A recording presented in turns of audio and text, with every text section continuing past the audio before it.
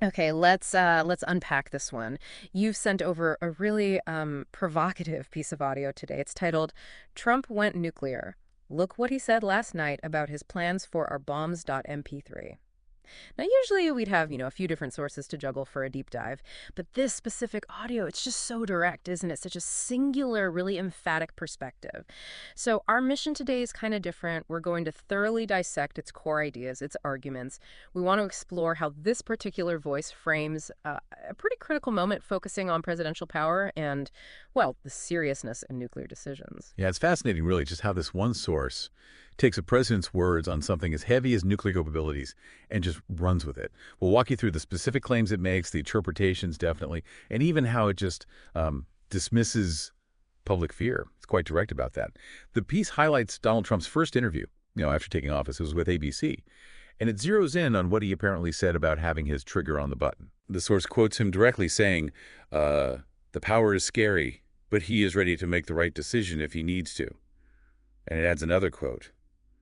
I have confidence I'll do the right thing, the right job, but it is a very scary thing. Okay, so it lays out those quotes, but it's not just reporting them, is it? The audio then takes those statements and uses them to build a very specific conclusion. It says this is proof that Trump understands the level of responsibility in the position. What's the thinking there? How does it present that? Exactly. It's not just relaying facts. It's actively interpreting them for you, the listener. It presents those words as solid proof of, well, the right kind of understanding and seriousness for the job. It's a pretty classic rhetorical move. Yeah. You take statements that can maybe be read different ways, and you frame them as clear evidence supporting one specific positive view. In this case, it's about reassuring listeners that the leader can handle this immense power. It's trying to build this narrative of, like, competence and humility, even when talking about nuclear weapons, which is, terrifying stuff. And this is where it gets, well, really interesting for me, because the source doesn't just stop there. It directly tackles public anxiety. It calls out the liberals out there complaining about Trump having the nuclear codes. Mm-hmm. And the way it dismisses those worries, it's pretty colorful language, isn't it? Well, absolutely. Very vivid, very informal. The audio actually says, and I'm quoting the source here, "Holy cow, Gary, he's going to nuke us all." Then, seriously, dude, go find a safe space. Hurry, quick. The bombs are coming. Trump just pressed the button. No, he didn't. That choice of language, it's very deliberate. Yeah, you can tell. It's designed to mock, really, to invalidate the concerns of people who might be genuinely worried. It uses that kind of humor and, frankly, derision to almost shame them, rather than actually engaging with the fear itself.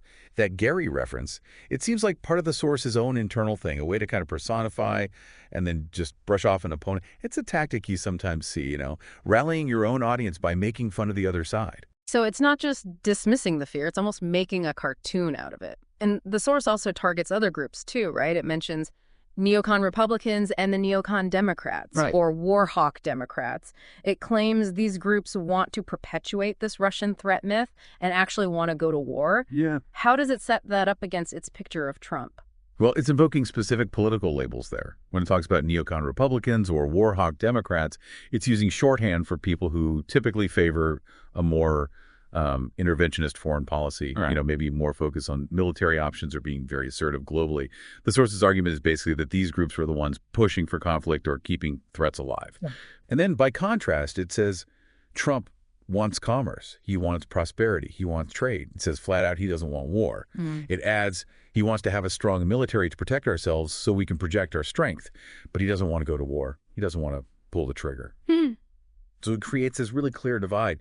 Trump, the practical guy focused on the economy, versus these war hawks who it paints as eager for conflict. That's a very, very specific way to frame foreign policy priorities.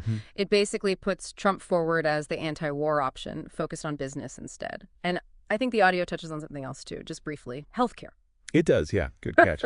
Well, the main thing is definitely the nuclear issue. The source mentions that the ABC interview wasn't only about that. It notes Trump also discussed Trump Care, the healthcare reform proposals from back then. And it quotes him saying, all Americans will be insured under Trump Care. Yes, every single American, including, that kind of broadens things slightly. But the real punch, the main emphasis, stays on the nuclear and foreign policy stuff. And then it wraps up with this very direct message to the listener. It says, have no fear. okay? We're not going to be nuking people, and no one's nuking us. Hmm. And then adds, don't believe the hype put out by these phony news outlets trying to scare you into submission. Hmm. Quite the sign off. So if we step back and think about the bigger picture here, this whole deep dive into just one very opinionated audio source, it really highlights something important, doesn't it? Which is how different media outlets, different voices can take statements from powerful people, especially on huge issues like global security, and just interpret and frame them so differently. This particular source gives you a very clear, very emphatic view on the president's words about nuclear power. It's not just reporting, it's actively telling you how you should feel about it, how you should receive that message. It's a specific way to try and manage public perception and maybe calm certain fears. Absolutely. We've tried to pull out the key claims for you, the rhetorical tricks, even the sort of emotional feel of this audio. You heard the direct quotes it used, how it dismissed public fear. It's a really unique interpretation of this approach to global affairs. So, what does that mean for you as you navigate all the different stories out there about big political events? We hope this deep dive helps you sort of engage with and maybe critically examine all the different viewpoints you encounter in the information landscape, recognizing how even just one source like this one can really work hard to shape your understanding of things.